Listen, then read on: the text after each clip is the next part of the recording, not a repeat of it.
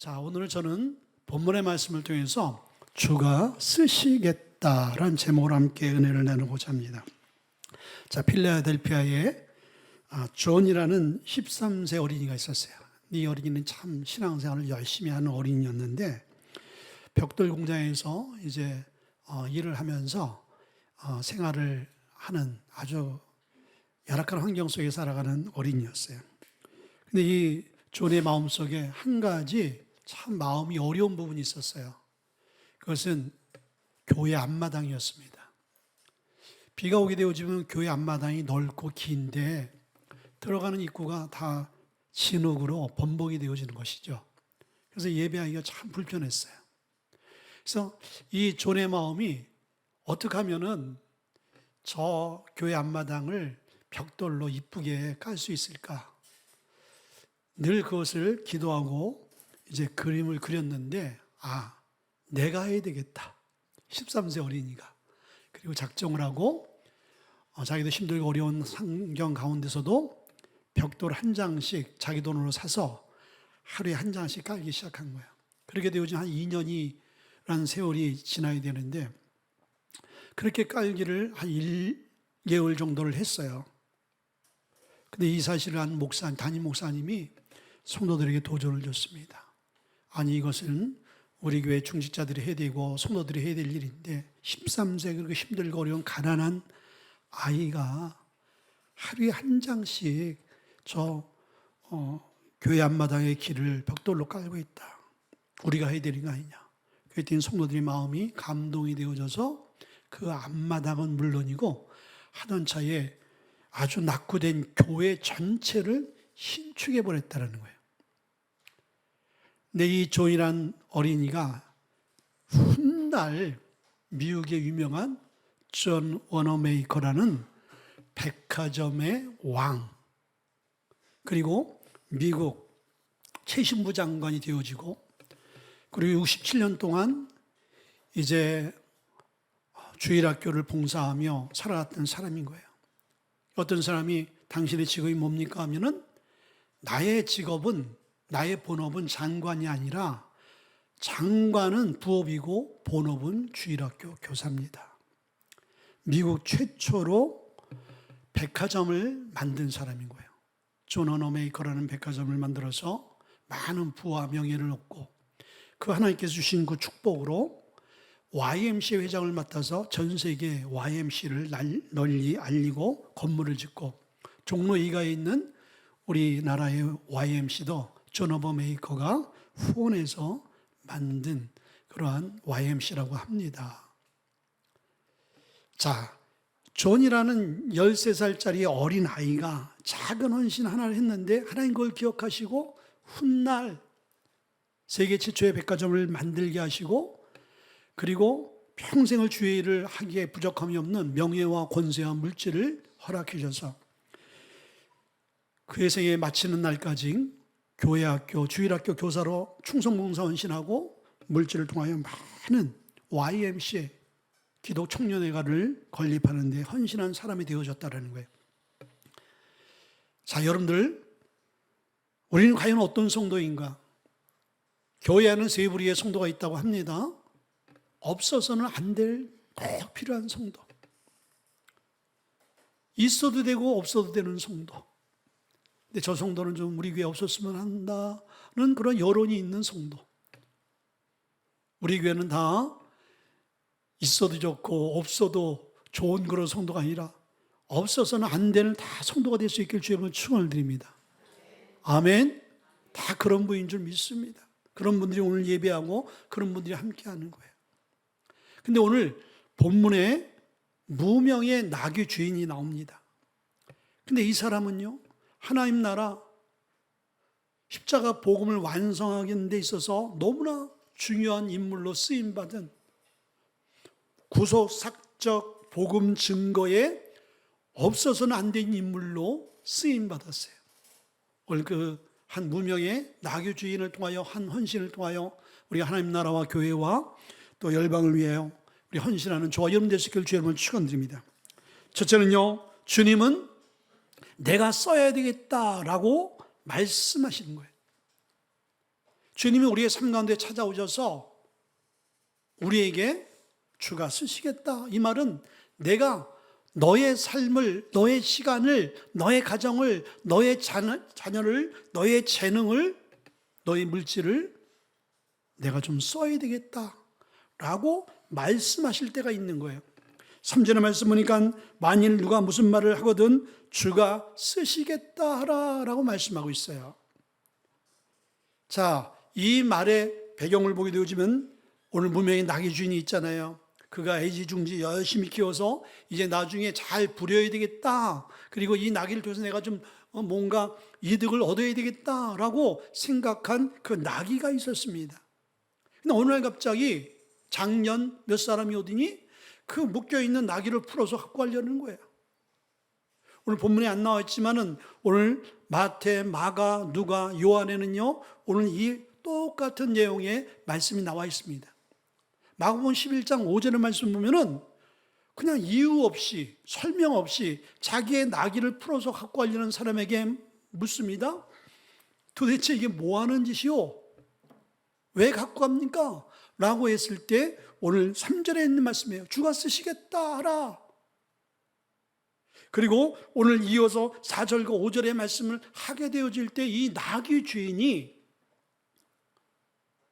거기에 아무 이유를 붙이지 않고 싸우지도 않고 조건 없이 이 나귀를 드리는 모습을 보게 되어지는 거예요. 도대체 주가 쓰시겠다라는 이 말에 어떤 의미가 있길래, 이 말이 얼마나 대단한 말이길래 그냥 자기가 애지중지 키웠던 이 나귀를 아무 조건 없이 내어드렸냐 이거예요. 오늘 여기에 우리의 신앙에 중요한 키워드가 있는 거예요. 첫째는요, 오늘 이 나귀를 요구하는 분, 그분이 누구신가를 이 나귀 주인은 알았다라는 거예요. 자, 여러분들 우리의 신앙생활의 첫 단추, 첫 출발은 뭔지 아십니까?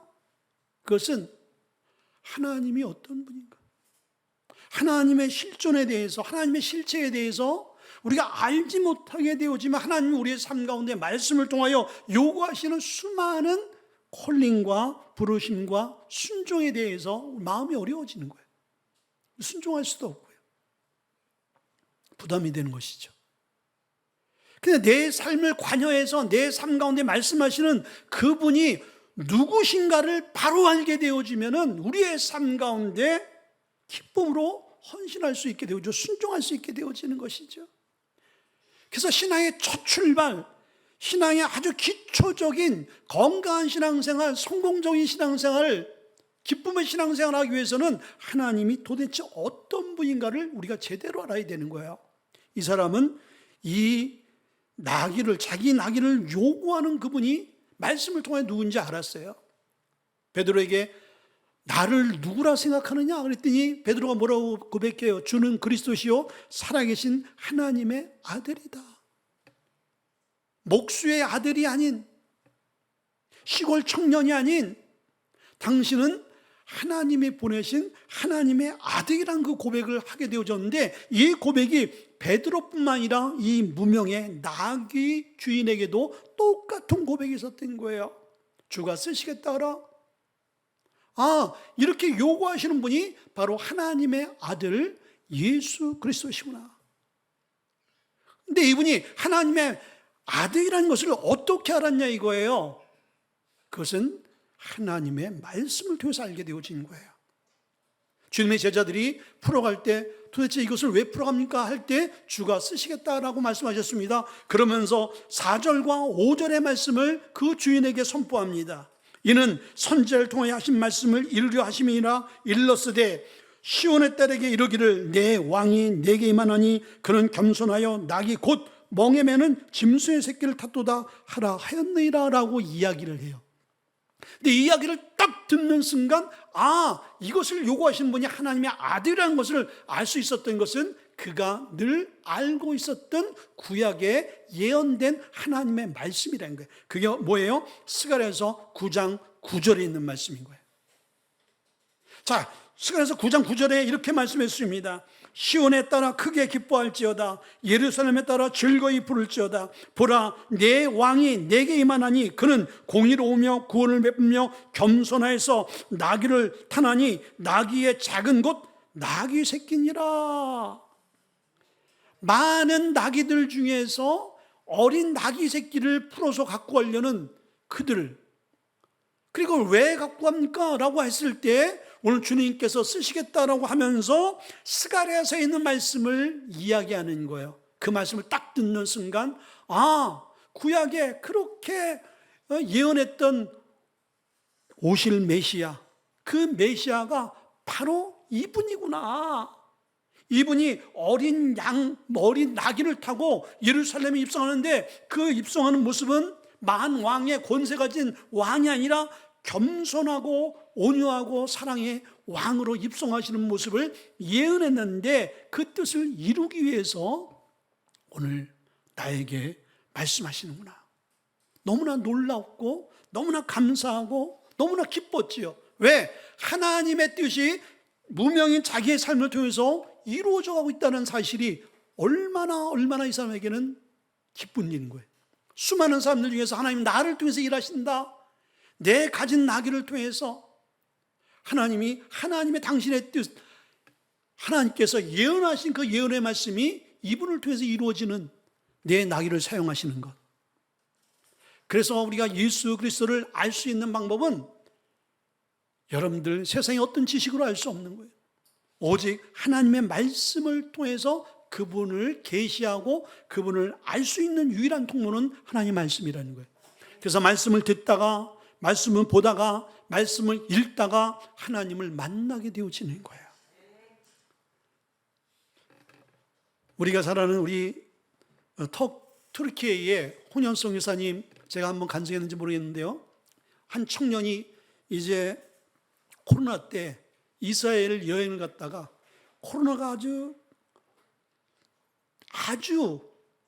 그 이스라엘 지역에 창궐할 때 모든 외국인과 또 자국민조차도 밖에 나갈 수 없는 상황까지 되어진 거예요. 그러니까 호텔 밖을 나갈 수 없는 거예요. 이 청년이 무신론자였는데 이제 밖을 나갈 수 없으니까 TV 보는 것도 지루하고 방 안에서 할 수 있는 게 아무것도 없는 거예요. 근데 서랍을 열어봤더니 성경이 있더래요.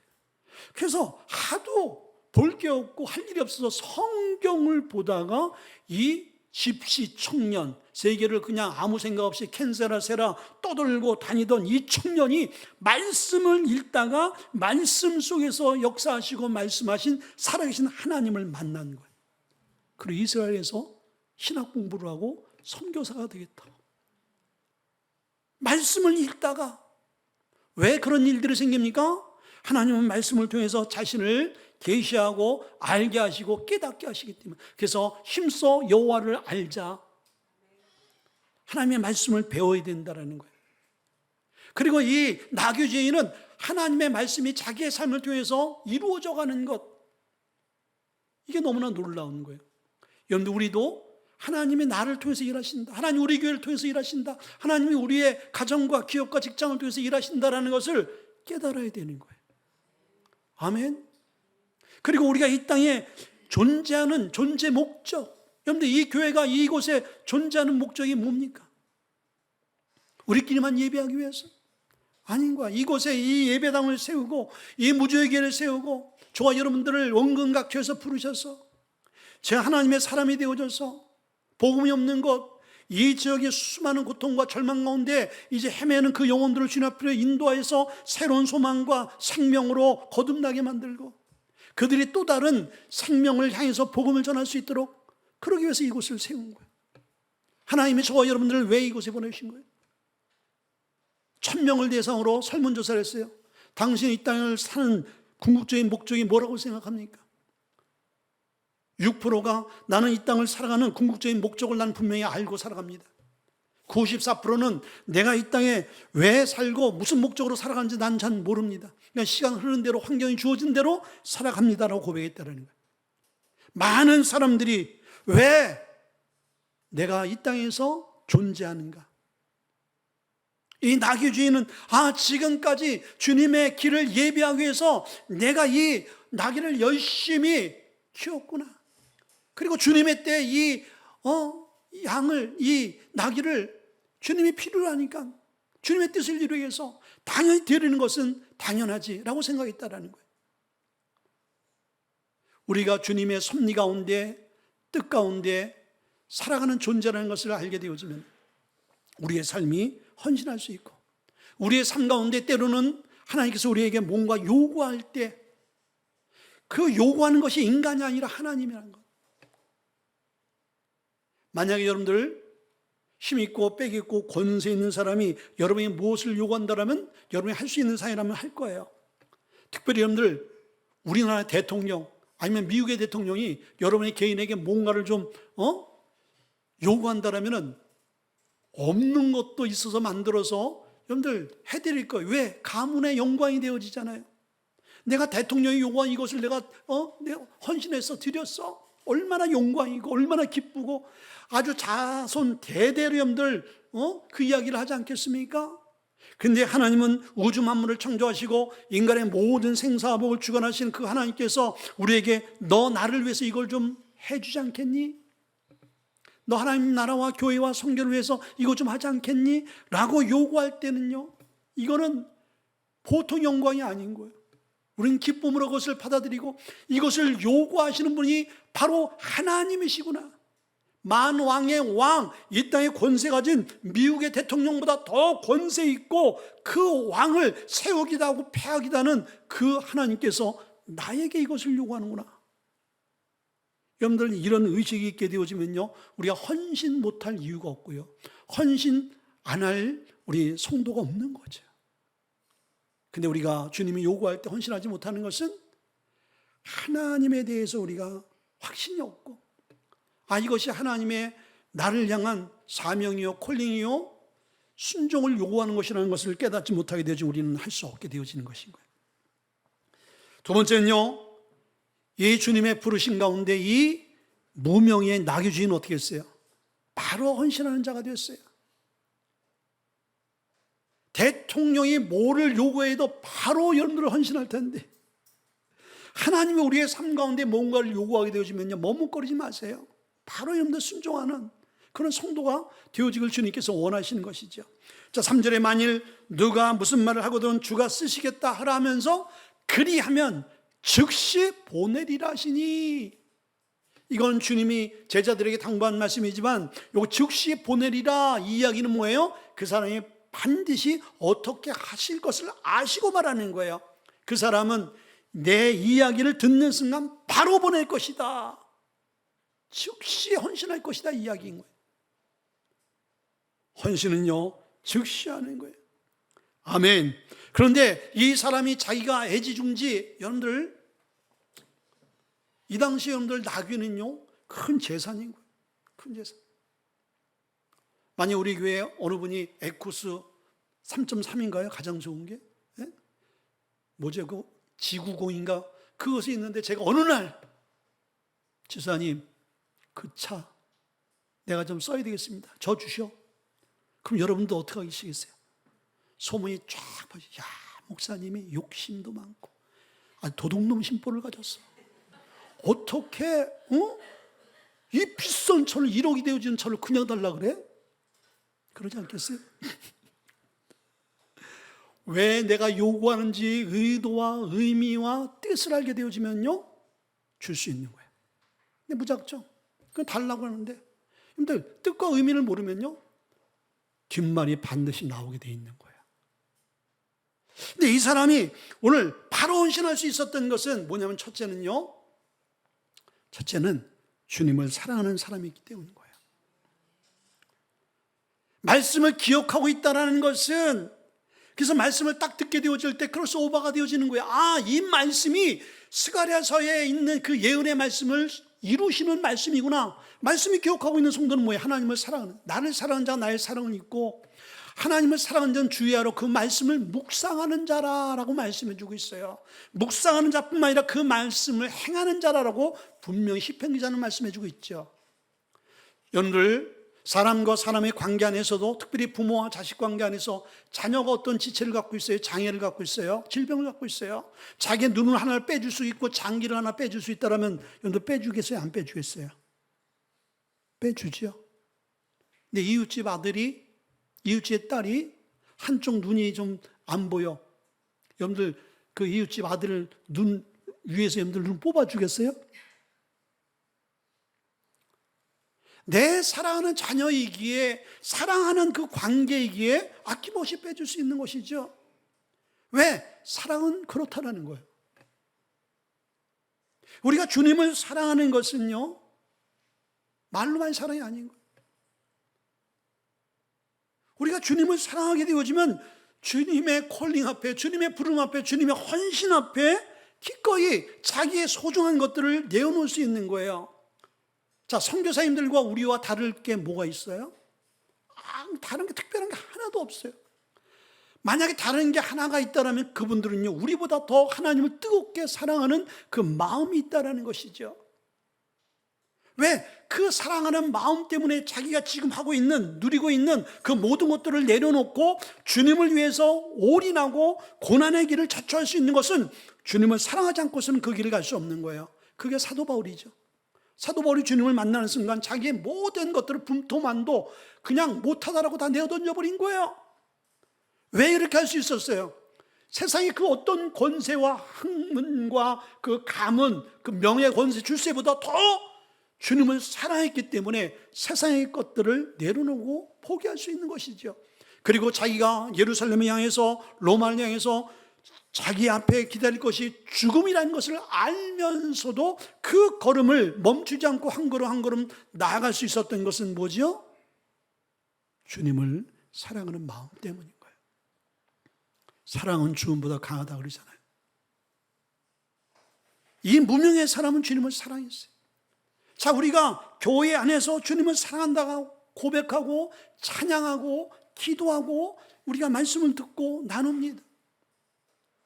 근데 주님께서 주가 쓰시겠다 우리의 삶 가운데 무엇을 요구하게 되어질 때, 그때 우리가 주님을 사랑하는 자인지 아닌지를 알 수 있는 부분이 뭐예요? 우리가 주를 위해서 무엇을 할 수 있는 자가 되는가 아닌가를 보면 알게 되죠. 여기서 할 수 있다는 것은 무리해서 아니야, 여러분들. 주님께서는 오병이어의 그 어린아이의 보잘것없는 그 헌신을 받아서 5천 명이 넘는 놀라운 기적을 행하셨잖아요. 여러분이 주어진 환경 속에서 내가 할 수 있는 최선의 헌신을 올려드리는 것, 이게 주님의 마음을 움직이고요, 이걸 통해서 하나님의 역사가 일어나게 되어지는 거예요. 두 번째는요, 자기는 죄인이 아니라 청지인 것을 알았기 때문인 거예요. 주님께서 자기 어린 양, 귀하게 키운 어린 양을 요구하세요. 그때 이것은 지금 이때를 위해서 하나님께서 나에게 잠시 맡긴 것이구나라는 것을 알게 되어진 것이죠. 근데 우리가 착각하는 게 뭔지 아세요? 내 것이라는 거다. 나 자신도, 내 자신도 내 것. 내 남편도 내 것, 내 부모도 내 것, 내 아내도 내 것, 내 자식도 내 것, 내 가정도, 내 직장도, 내 사업장도, 내 물질도, 내 시간도, 내 건강도, 내 재능도 다 내 것이라는 거예요. 그게 정말 여러분 것일까요? 여러분 거라면 여러분들이 책임지고 여러분들이 그것을 컨트롤할 수 있어야 되는 거예요. 그러나 그것이 내 것이 아니란 증거는 뭐예요? 그 모든 것들이 내 의도와 내 뜻대로, 내 계획대로 되지 않는다라는 거예요. 내가 컨트롤할 수 없는 거예요. 그게 인생이죠. 왜? 내 것이 아니기 때문에, 주님의 것이기 때문에 주님만이 최종적으로 우리의 삶을 컨트롤할 수 있게 되어지는 거예요. 여러분들 신앙생활이 바로 이거예요. 다 모든 것이 주님은 주인이시고 주님이 이 모든 것들을 창조하시고 주인이야. 우리는 그 모든 것을 의탁받아서 잠시 이 땅에서 우리가 그것을 관리하는 청직이야. 알아요. 근데 이것이 여러분들 지식으로만 알고 있으면은 아무런 의미가 없어요. 아예 모르고 사는 사람보다 더 못한 거예요. 왜? 알고 있는, 행하지 않는 부분은 하나님 보시기에 더 큰 죄가 될 수 있는 것이죠. 아예 모르고 있는 게 더 나은 거예요. 근데 우리는 알고 있는 것이죠. 우린 청직이야. 물질도 시간도 청직이야. 그런데 주님께서 정작 너의 시간, 너의 재능, 너의 몸, 너의 물질 나를 위해서 좀 써주지 않겠니라고 할 때 우리는 주춤주춤거리고, 그때 우리는 어떻게 하지요? 안 되겠는데요. 지금은 안 되겠는데요. 지금은 내 가정과 내 자녀와 내 사업장을 위해서 써야 될 부분이 더 많아요. 안 돼요. 우선순위가 다 바뀌어버리고, 그리고 그것을 내 것으로 주장하는 우리의 모습을 보게 되어지는 거예요. 자, 여러분들, 시간이 진짜 내 인생이 내 것일까요? 오늘 이 시간 여러분들, 우리가 정말 시원하고 좋은 연주와 아이들의 고백과 말씀을 듣습니다. 참 좋습니다. 그러니까 내가 이 시간은 내가 선택하고, 이 시간은 나에게 주어진 시간이지.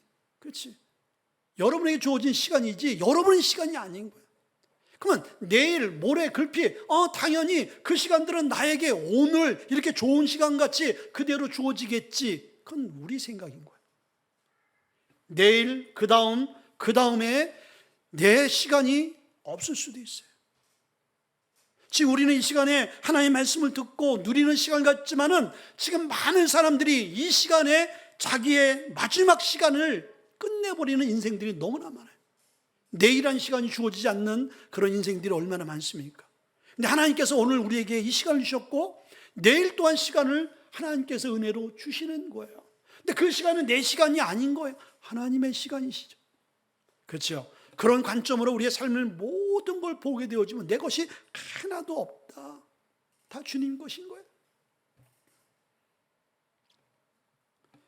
창세기에서 1장 우리가 6절부터 28절의 말씀 보게 되지만, 하나님께서 우주 만물을 창조하시잖아요. 이제 바다의 물고기와 공중의 새와 땅에 기는 모든 것들을 이제 창조하시고, 거기에 모든 것들을 다스리고 정복하라. 그리고 인간을 만들잖아요. 하나님의 형상을 만들고 뭐라고 당부합니까? 이 모든 것들을 다 다스리고 정복하라. 이 이야기는 뭐예요? 잘 관리하라는 거예요. 여러분들, 우리에게 관리권이 있는 거예요. 소유권이 아닌 거예요. 다 네 것이다, 네 마음대로 써라가 아닌 거예요. 근데 인간은 이 지구라는 것을 우리의 것으로 생각하는 거예요. 이 땅을 우리 거로 쓰니까 우리의 편리와 우리의 이익을 위해서 지금 이 지구라는 이 땅덩어리를 다 오염시켜 버렸잖아요. 여러분들은 난데없는 기후의 변화들이 막 일어나요. 전 세계에서. 앞으로 시간이 지나면 지날수록 우리가 관리를 못한 이 지구 때문에 우리에게 재앙이 오는 것은 당연한 거예요. 잘 관리하라 그랬는데 관리를 못하고 있잖아요. 우리가. 우리의 모든 삶의 영역이 똑같은 거예요. 관리하라고 준 거예요. 소유권을 준 게 아닌 거예요. 여러분의 자녀도 여러분의 소유가 아닌 거예요. 그럼 이 자녀를 하나님께서 원하시고 계획하신 대로 잘 키워주는 것이 우리의 사명이고 부모의 사명인 거예요. 근데 이 자녀들을 쥐잡듯이 잡잖아요. 그리고 여러분의 뜻대로, 의지대로 어떻게든지 그 아이의 의지와 하나님의 의지를 꺾어서 여러분들이 그 아이들의 장래를 다 그려버리잖아요. 그러니까 그 아이들이 행복하지는 못하는 거예요. 왜? 자기 자리를 찾아가지 못하기 때문에. 다른 삶을 살기 때문에.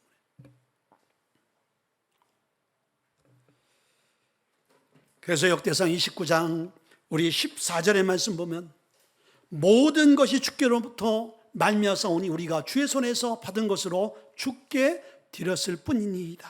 아멘. 이것이 청지기, 모든 것이 주님으로부터 왔어. 여러분, 그것을 어느 누구도 부인할 수 없어요. 여러분, 태어날 때 10원 갖고 오신 분 있으세요? 10원 딱 붙들고 오신 분 있어요? 근데 그 10원이 지금 1억이 되어졌네. 그 10원이 지금 그게 종자씨가 되어져서 지금 내가 자산이 한 10억이 되어졌어. 그런 분 있으세요? 빈손으로 왔는데 지금 여러분들 잘 드시고 좋은 집에 사시고 지금 누리고 지금 이만큼 되어진 것은 다 주님이 우리에게 맡겨주신 거예요. 맡겨준 여러분들 그 증거가 뭐 있어요? 여러분 가실 때 다 내놓고 가잖아. 그렇게 좋은 차, 좋은 옷들, 보석들, 그 시계들, 자녀들 다 여러분들 데리고 갑니까? 모시고 갑니까? 함께 싸갑니까? 다 넣고 가는 거예요. 왜? 잠시 하나님께서 우리에게 쓰라고 의탁해서 쓰다가 하나님께서 이제 우리 것이 아니니까 반납하고 하는 거예요. 저는 늘 얘기하지만 호텔 가면요, 이번에 필리핀 호텔 갔는데도 침대가 얼마나 쿠션이 좋은지 그거 입고 오고 싶더라고. 우리 집에다 그냥 그대로 그냥 갖다 놔서 그런 데서 그냥 자고 싶은 거예요. 근데 그거 이고 나오면요, 바로 여러분들 벌금 물거나 경찰서 가야 되는 거예요. 그렇죠? 왜? 내 것이 아니기 때문인 거예요. 마지막으로 세 번째는요, 헌신에는 보상하시는 하나님이라는 거예요. 참 하나님 너무나 감사해요.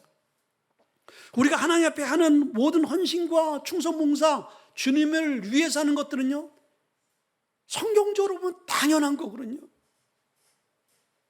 여러분들, 자녀가 부모에게 효도하는 게 여러분들 그게 필수적인 거예요? 필수적인 거죠. 그건 당연한 거죠. 대단한 게 아니에요, 여러분들. 그건 당연한 거예요. 자식으로 살아야 될 도리인 거예요. 근데 부모가 그 자식이 자기에게 너무 잘해서 그 자식을 위해서 그냥 엄청난 포상을 해준다고 생각해 보세요. 이런 부모가 어디 있어요? 그냥 당연히 받는 건데, 내가 그동안 너를 위해서 투자한 게 얼만데, 그리고 내가 노년에는 네가 이제 섬겨야지. 하나님께서 우리에게 그럴 거예요. 우리가 하나님을 위해서 정말 생명 다 바쳐 봉사하고 충성하고 헌신해도요, 그거 여러분들 부족한 거예요. 왜? 우리에게 영원한 생명을 주셨기 때문에. 영원한 생명. 영원한 생명과 지금 갖고 있는 일시적인 것들, 유한한 것들과 여러분들 비교할 수가 없는 것이죠. 그렇죠? 존재 자체가 다르고 가치 자체가 다르단 말이에요. 그런데 하나님은요, 얼마나 좋으신 분인지, 우리가 하나님 나라와 교회와 선교와 이웃을 위해서 우리가 헌신하게 되어지면 그 헌신을 하나님이 기억하신다라는 거예요. 자, 이 벳바게의 그 사람이 나귀를 주님 앞에 헌신했잖아요. 그때 예수님이 완전히 갖고 와서 그냥 나 몰라라 하잖아요. 쓰시고 돌려주셨어요. 그리고 돌려줄 뿐만 아니라 예수님의 이 사건, 그렇죠? 예수님의 사건이 이제 대두될 때마다 이 나귀와 이 나귀 주인의 이야기가 나오네. 오늘 저도 이 나귀 주인 이야기를 수천 년이 지났는데도 불구하고 오늘 이 무명의 나귀 주인의 헌신을 본받자고 이야기하고 있잖아요. 얼마나 영광스러운 거예요. 얼마나 주님 앞에 크게 쓰임받는 거예요. 이 사람은 주님 오실 날까지, 이 지구가 없어질 그날까지 이 무명의 나귀 주인의 헌신은 이야기될 거예요. 그리고 그 이야기로만 하나님께서 그쳤을까요? 성경에 나와 있지 않지만은 이 가정을, 이 사람을 하나님이 축복하지 않았겠어요? 자, 근데 우리가 잘 아는 누가복음 5장 1절과 7절의 말씀 보게 되지만은 밤새도록 그물을 던졌지만은 빈 그물을 안고 돌아와서 힘들게 어렵게 이제 그물을 정리하고 있는 이 베드로와 그 친구들에게 주님이 찾아오셨어요. 그럼 네 배를 좀 써야 되겠다. 배를 띄워라. 그리고 배를 띄운 가운데 예수님이 말씀을 증거했어요. 베드로는 거기서 말씀을 들었지요. 그리고 예수님께서 됐다, 이제 배를 다시 육지에 붙여라. 그리고 주님이 갈 길 가지 않았어요. 그 힘들고 피곤하고 어려운 그 육체적, 정신적, 심적인 부담 갖고 있는 그 베드로가 예수님이 네 배를 한번 써야 되겠다라고 했을 때 아무 불평하지 않고 그래요, 뭐 타세요 하고 헌신한 그 작은 헌신이 예수님께서 말씀을 끝나고 뭐라고 보상해요? 야, 깊은 데 가서 그물을 던져. 밤새도록 그물을 져서 빈 그물을 거둔 걸 예수님께서 아신 거예요. 이 사람에게 필요한 건 뭐였어요? 만선이었어요. 그물을 던졌더니 어떻게 됐어요? 그물이 찢어질 정도로 그 그물에 이 배에 옮겼는데 배가 잠길 정도로, 그래서 그 잠길 수밖에 없는 이 배의 고기들을 나누어서 두 배에 가득 채우는 놀라운 역사가 나타났어요. 여러분, 우리가 잘 아는 열왕기상 17장 우리가 7절서부터 16절의 말씀 보면 3년 반 동안 가뭄이 있었잖아요. 이스라엘에 다 죽어갔어요. 자식들 잡아먹고 막 난리법석이 난 거예요. 사렙대 과부 여인이 마지막 음식을 먹고 죽으려고 할 때 엘리사가 와서 그 마지막 음식을 요구하잖아요. 그거 헌신해라. 너 이왕이 죽을 거 그거 먹고 죽으나 안 먹고 죽으나 마찬가지야. 너 이왕이면은 그냥 죽기 전에 하나님 일을 위해서 한번 해봐. 늘 얘기하는 것처럼 전 이 얘기를 들을 때마다 너무 신경질 나요. 만약에 이 사건이 저한테 그냥 둘러왔으면 그냥 쥐싸대기를 치면서 딴 데 가서 살아보셔. 베르의 간을 빼먹어라 이놈아 하면서 난 분명히 저는 그랬을 거예요. 여러분들은 저는 안 그럽니다. 저는 100% 순종하고 헌신할 것입니다. 비장의 눈빛인데 여러분들 그 사이에 가면 여러분들 할 사람 한 명도 없어. 저보다 더 할 거야. 머리구덩이 나 저 뜯고 그냥 난리 벗어날 거야. 근데 이 여인이 눈에 놓아도 아깝지 않은 자기 자식 먹이고 싶지 않겠어요? 근데 그것을 헌신한 거야. 그 헌신을 하나님께서 받으시고 기가 막힌 헌신이거든요. 네가 이 상황 가운데서 헌신하는구나. 내가 네 삶을 내가 책임지면서 그 가뭄이 끝날 때까지 기름과 곡물이 끊이질 않고, 그리고 자기 자식이 중병으로 죽게 되었을 때 그 자식을 엘리사가 다시 살리는 놀라운 슬픔이 기쁨으로 축제로 바뀌는 가정으로 바꿔놓으신 거예요. 뭐예요? 헌신이 기적을 일으킨 거예요. 제가 목회를 하다 보면요, 요즘엔 그런 편지가 자주 안 오는데 옛날에는 정말 편지가 자주 왔어요. 이성모 목사 하면 어느 목사님이 보낸 거야. 어느 장로님이 보낸 거야. 뜯어보면요, 다 힘들고 어려우니까 도와달라는 다 그런 글들인 거예요. 근데 하도 보다 보니까 야 이게 상습적으로 하시는 분 같다, 그런 뉘앙스가 오니까 다 무시해버려요. 근데 어느 목사님이 글을 딱 보냈는데 이분은 친필로 썼어요. 제가 하도 편지를 많이 받다 보니까 친필로 쓴 걸 갖다 복사를 해가지고, 왜 전국에 다 띄워야 되니까 복사를 해가지고 보내요. 근데 이분은 진짜 볼펜으로 써가지고 친필로 해가지고 그 자기의 사연을 쓴 거예요. 목회하시는 분들 개척교회 힘들고 어려워요. 경제적으로 힘듭니다. 근데 자기에게 이게 지병이 있는 거예요. 근데 약 사 먹을 돈도 없고 치료비도 없는 거예요. 그게 도와달라는 거예요. 그걸 딱 보는 순간 그냥 그 전에 많이 왔던 그런 편지겠지 하고 딱 접고 버리려고 하는데 하나님이 마음속에 말씀하시는 것 같아요. 야, 네가 안 하면은 이 목사님 다른 사람을 통해서 돕게 할 거야. 그런 마음의 감동이 딱 스쳐가는 거예요. 내가 안 하면 다른 사람이? 그럼 이것은 주님이 지금 원하시는 거네? 그런 생각이 딱 드는 거예요. 네가 안 해도, 네 교회가 안 해도, 네 가정이 안 해도. 여러분들, 하나님의 일은요, 하나님께서 우리에게 너 이거 좀 하지 않겠니? 라고 했을 때 그게 놀라운 축복인 거예요. 믿음이 없으면 그것은 우리에게 너무나 큰 부담이지만은 믿음의 눈을 열어보면요, 이게 축복의 이게 불씨구나, 이게 축복의 근거가 되어지는구나. 그것을 하나님께서 그 목사님의 글귀를 통해서 딱 깨닫게 하시는 거예요. 제가 어떻게 했겠어요? 바로 송금해 드렸어요. 저도 힘들고 어려운 상황이지만은 하나님께서 이거 네가 해야 될 거야 라는 그런 마음의 감동을 줬을 때, 너 아니라도 네가 안 해? 다른 사람 통해서 할 거야 라는 얘기를 딱 들었을 때, 촛대가 옮겨질 수가 있구나. 하나님께서 나에게 주신 기회구나. 하나님을 기쁘게 해드릴 수 있는 기회고, 하나님을 영화롭게 할 수 있는 기회고, 하나님이 나를 통해서 심을 수 있는 기회고, 그걸 통해서 내가 축복을 받을 수 있는 기회를 하나님께 나에게 주셨는데 이것을 내가 거부할 이유가 없지. 아멘. 헌신하는 게 그런 거예요, 여러분들. 헌신이 여러분을 힘들고 어렵게 만드는 부담이 아니라 도리어 여러분들 그걸 통해서 하나님이 여러분 삶 가운데 마음껏 쏟아부으시려는 하나님의 마음이라는 거예요. 그래서 갈라디아서 우리가 잘 알잖아요. 갈라디아서 6장 7절과 8절에 있는 말씀을 보게 되어지면, 사람이 무엇으로 심든지 그대로 거두리라. 자기의 육체를 위하여 심는 자는 육체로부터 썩어질 것을 거두고, 성령으로 심는 자는 성령으로 말미암아 영생을 거두리라. 아멘. 자기 썩어질 육신만을 위해서 심는 자는 나중에 뭘 거둬요? 썩어질 것을 거둔다는 거예요. 하나님 나라를 위해서 우리가 심는 것은, 그것은 생명을 얻게 되어진다는 거예요. 어떤 게 가치가 있습니까? 하나님은 이 나귀 주인에게 그것을 요구하셨고, 또 우리에게 그것을 요구하실 때가 있는 거예요.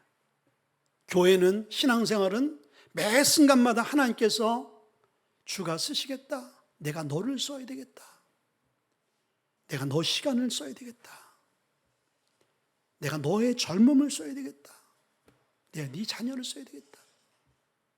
너의 가진 물질을 좀 써야 되겠다. 하나님 물질이 없어서, 하나님이 사람이 없어서 나를 쓰시길 원할까요? 아닌 거예요. 심게 하기 위해서, 하나님 나라의 도구요 통로가 되기 위해서 우리 무지개교회가 그런 하나님의 축복을 깨닫고 누리며 나눌 수 있는 교회가 될 수 있기를 주님을 축원드립니다. 우리 한번 기도하겠습니다. 기도할 텐데 하나님 말씀입니다.